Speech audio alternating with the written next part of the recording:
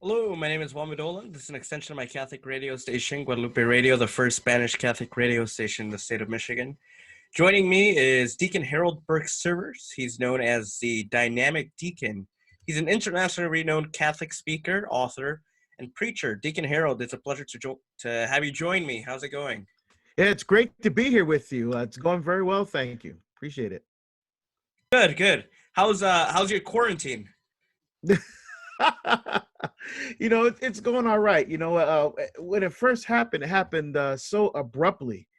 Obviously, I was just starting the parish, the Lenten parish mission circuit. And I was speaking at a parish in Phoenix, Arizona, and I literally preached the first night of the mission. The next day, I was on a plane home Yeah. to Portland, and I've been here ever since. Yeah, I had one the weekend of in Chicago, so that was canceled, and all of them were canceled. So I'm home as well in Grand Rapids. So Yeah, I've had about 16 or 17 engagements canceled now between now and August. So it's been including an international speaking tour in Australia, New Zealand, and 2 pilgrimages are also included as part of that as well. So it's not been easy. yeah, But at the same time, there's been a tremendous opportunity. We have all of our kids home, including the 2 girls from college. So they're doing online school now, and so it's been real nice having everybody home again. good. when they left the nest, we thought, okay, life's going to be different now, and it has been, and we were adjusting to that. Now it's great. It's really nice having everybody home because it always won't be this way. So we're grateful to have them here. We've been really enjoying it. Yeah, yeah. Deacon, I've gotten a couple of questions for you. I was doing the poll and I was typing and I put Cardinal Burke. So I was like, oh no. Deacon Harold Burke. Not the Cardinal here. Yeah, that's right. Don't confuse us. In particular, the questions are in regards to the diaconate. Deacon, what is the diaconate?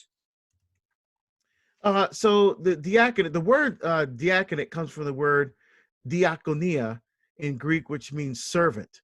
And if you look at the early time of the diaconate, that would be in actually the Old Testament. So when you had a hierarchy there, you had the high priests. Now, okay, let me back up. You had the 12 tribes of Israel, which everybody's familiar with, right? But there was a 13th quote unquote tribe, which was the tribe of Levi, which was the priestly tribe.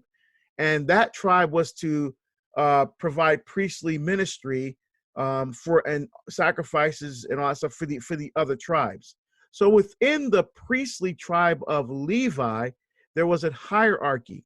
There were the high priests, there were their sons who were priests, and then there were the Levites who were the deacons. So to that would be bishops, priests, and deacons. Back then it was high priest, priest, and Levite.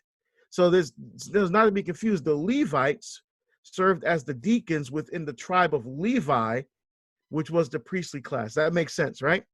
So fast forward now to the New Testament, and we see that there was still a hierarchy there.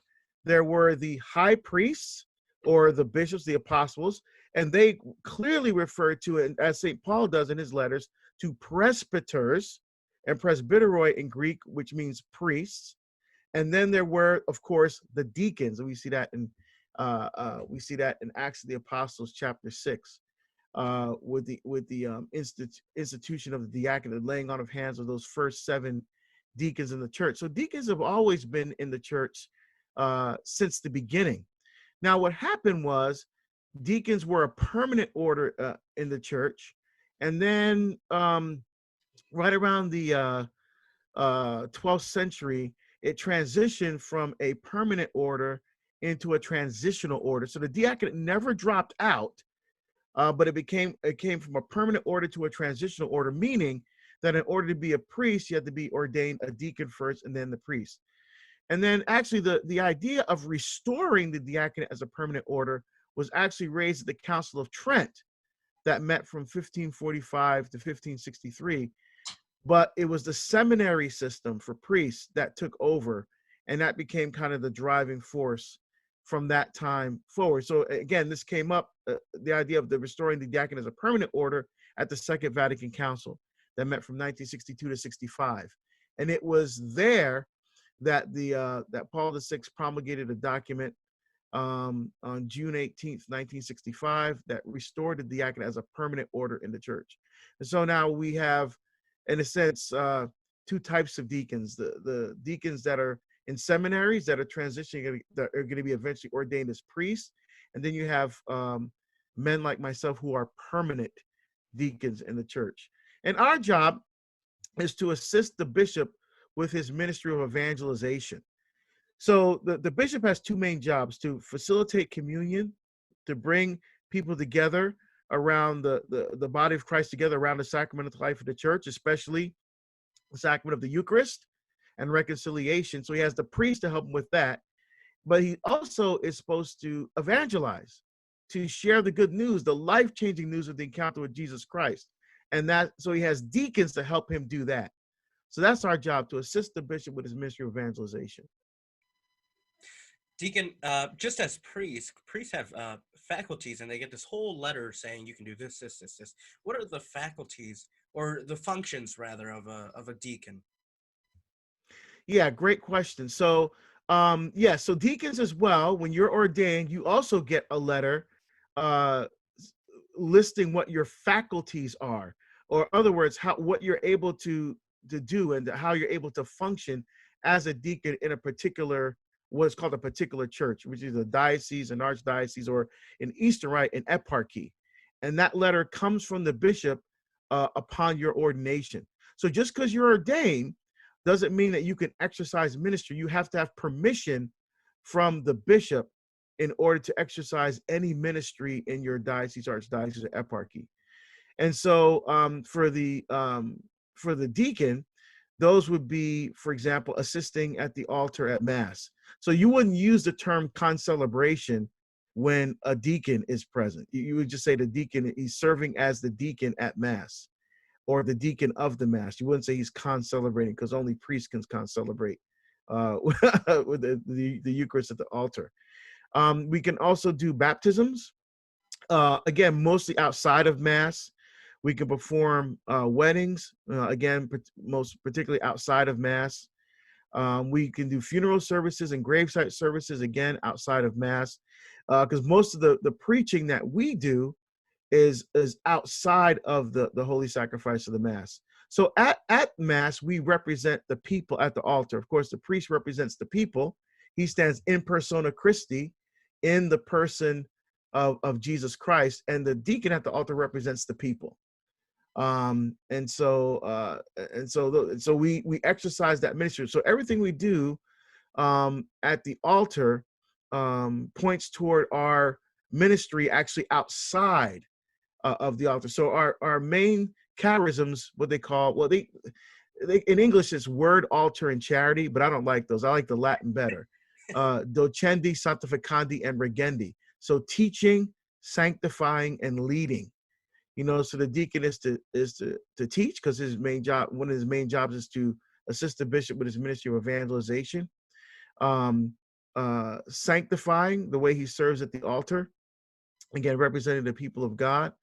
And then leading, working outside of the parish, because that's, I think the diaconate sometimes gets stifled because they think of deacons in parishes, where our main job is really not to be stuck in parishes. A lot of our role is to be ministers of evangelization outside of the parish. Our job is to take the faith that we confess together at the Holy Sacrifice of the Mass, and take that Eucharistic spirituality and take it out into the world and meet people who are broken, who are lost, who have left the church, who have never encountered Christ, and to bring them the good news, the life-changing news of the encounter with Jesus Christ. And then, like the paralytic on the stretcher, they brought those people to Jesus. Our job is to bring those people to the healing ministry, to the life-giving ministry of the priests and the sacraments in the church. So that's a little bit of how we function. Great. Deacon, I think it's been like 2 years now since last time I saw you. But the last time I saw you, you talked a bit about your story about being a Benedictine monk. So what kind of led you, not necessarily to leave the monastery, but to Sure. just become a lay member of the church once again, to uh, to exercise this as a deacon? Yeah. So ever since I was about 11 years old, I've always enjoyed going to mass, which just seems very unusual for a child. Usually they're fidgeting around, they're not sure what's going on. But my mom told me that while my brothers and my sister were fidgeting around, I was like laser focused on what was going on at the altar. She noticed that. So when I was about 11, she said, "Would you like to serve mass?" And I was like, "Yeah, I want to be up there." Because I remember thinking there's something really cool going on up there. I'm not exactly sure what it is, but I know I want to be part of it. And boy, I love serving mass, and I think I still have that childlike kind of joy when I'm serving at the altar now. As a deacon, ordained over 17 years now. So I started serving mass, and I thought at that point that I might want to become a priest. In fact, I remember one time very specifically, Father O'Connor, the old Irish priest that still had the brogue, you know, he was about to elevate the host. It was my turn to ring the bells. I had my hand on the bells, ready to ring them, and I remember thinking very clearly, I could totally see myself doing that. I could totally see myself doing what Father's doing on that altar. And so that's the first thought I had of becoming a priest. And so I ended up going to a Benedictine high school, St. Benedict's Preparatory School in Newark, New Jersey. And I did the come and see program for the monastery there. So they had a come and see program for students back then. And I did that all 4 years of high school. And then I went off to college. I would come back during the summers and live in the monastery for part of my summer. Then after graduating from Notre Dame, I worked for a year and then joined the monastery. And I thought I'd never leave. I thought, okay, this is what God wants me to do. Ever since I was little, God was saying, was directing me here. Now I'm here. But as it turns out, my parents were divorced. And so my mom got sick and almost died. And so as the oldest child, I'd always help take care of the family. So I was granted 3-month reprieve out of the monastery to take care of my mom and my sister, who was still in high school. And the plan was for me to go back to the monastery. And during that time, I went to a wedding of some college friends of mine, and I met the woman at that wedding who ended up being my wife. So, oops. So I didn't go back to the monastery. So I ended up leaving New Jersey, moving out to the West Coast, where I am now in Oregon. That's where my wife is from. But even then, I still felt a pull, a tug. There was still something there saying, this is not all that God was saying, this is not all I have for you. And so that's when I discovered the Diaconate.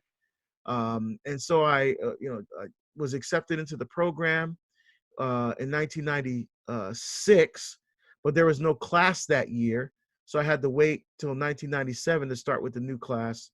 And it's a 5-year process in our archdiocese, including getting a master's degree in theology, which I did from the University of Dallas. And then I was ordained a deacon on November 23rd of 2002. And, it's been a tremendous gift and a blessing for now, a little over 17 years. Well, great. Deacon Harold, thank you for being with us. I've been seeing your new videos of, let's see, A Daily Dose with Deacon Harold. So those are great. Those can be found. Yeah. That came about, I have to tell you, obviously my whole thing is speaking in front of people. I mean, parish missions, conferences, universities, high schools, literally all over the world. I've been to 19 countries preaching and teaching. So I've never really delved much into the online realm, except for posting, hey, I'm going to be here, or, like little things like that. But I've never done a ton of YouTube stuff or social media stuff as far as delivering content to people. And so, now I'm at home, and I was here for a week, mad for the first week about my schedule being disrupted, but then settling to the fact that, okay, well, this is a reality, not going to mass and all of this. So we're in a whole different place right now. So I could sit here feeling angry and sorry for myself, or I could do something. So I decided, what can I do? What can I contribute during this time of coronavirus pandemic and everybody's sequestered and sheltering in place and social distancing? And so I saw parishes streaming mass online. They're also streaming Eucharistic adoration online. Some parishes doing rosaries online, and even the Liturgy of the Hours, the Divine Office online. I was like, wow, that's what a great way to reach out. And then I saw a couple of speakers also doing the same thing. So I thought, what can I do here? And my thing wasn't to make money, but how can I still do what God is calling me to do in this new environment? So I thought, I'm busy working on projects. I have a couple of book projects and some other things that I'm working on. So I don't have time to do lengthy presentations. But I thought, why don't I do something daily? 20 minutes, 30 minutes, little, prayer and reflection kind of a thing. So I decided to name it A Daily Dose of Deacon Harold. And that is, I stream that on Facebook Live Monday through Friday. That's at 10 a.m. Pacific time. And then if people don't have Facebook or they don't catch it, that's fine. It's archived there on Facebook. Or if they don't have Facebook, I also post it to my YouTube channel. So now I have over 500 videos now on my YouTube channel. And I also decided to do something every week, which is it's called Walk by Faith Wednesday webinars with Deacon Harold. And so what I do is I take a topic and I talk about it for about an hour, 45 minutes to an hour on some topic in the faith. And the reception, I've had about 250 people sign up for those webinars. Again, totally free, no charge or anything. That's not what I'm trying to do, but just trying a way to bring some content to people. And people are paying attention, not just to me, but to all the other things going on because they're home. So now the excuses are taken away. I don't have time to pray with my wife. I don't have time to, really work on my relationship with God, become closer to Him. Now there's no excuse because you got plenty of time now. So I'm just glad that I'm able to contribute along with so many other speakers and other parishes and other outreaches as part of the church to really bring Jesus to people in this just really weird time. To me, it still feels like a long Twilight Zone episode or something. Yeah, I mean, but fortunately in my parish, we started streaming mass. I obviously missed couldn't go to mass for the first few weeks there in Lent. But then starting in Holy Week, my parish started streaming mass. So it's just me and Father, an altar server, a lector, some people from the choir and the tech guys there. And so I've been serving as deacon and giving homilies the past several weeks since Holy Week, which has been great to be back on in the church and back on the altar again. Again, representing all the people at the altar who can't attend mass because we're all doing our part to flatten the curve. Yeah. Deacon Harold, it's been a pleasure to have you on. You can find more of Deacon Harold on deaconharold.com. The new A Daily Dose with Deacon Harold I saw was blowed up on that first page, so it's quite easy to find it now. Yeah. Thank you very much for being with us, Deacon. Thanks for having me. I appreciate it very much. Great to be with you. It's a pleasure. It's always a pleasure to hear from you, to talk to you. You've always been extremely accessible to us. Thank you very much. Yes, you're most welcome. Thank you, my friend. Have a great weekend. Great evening. I'll send you a big hug all the way to Oregon. All right. Thank you. Take care.